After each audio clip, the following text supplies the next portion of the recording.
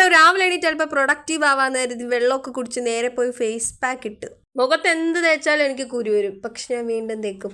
അങ്ങനെ അത് കഴിഞ്ഞപ്പോൾ അമ്മ ലഞ്ച് ബോക്സ് പാക്ക് ചെയ്യുന്നുണ്ട്. ഈ മാങ്ങക്കറി തീർന്നതല്ല കേട്ടാ, ഓൺലി ഇന്ത്യൻ മോം തിങ്സ് ആണ്, ബാക്കി മാറ്റി വെച്ചിരിക്കുക. ഇന്ന് അമ്മ ഒരു പുതിയ കറി പരീക്ഷിച്ചതാ, പക്ഷെ എനിക്കൊരു കാര്യം ഉറപ്പായി, ഉള്ളിക്ക് വില കുറഞ്ഞു.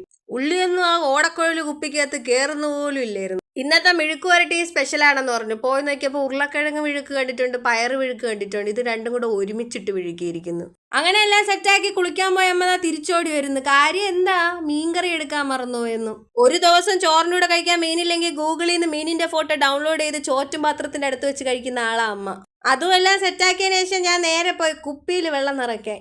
അതെല്ലാം സെറ്റാക്കി ബാഗിനുള്ളിൽ പാക്ക് ചെയ്ത് വെച്ചതിന് ശേഷം രാവിലത്തെ ബ്രേക്ക്ഫാസ്റ്റ് കഴിക്കാനാ പോയത്.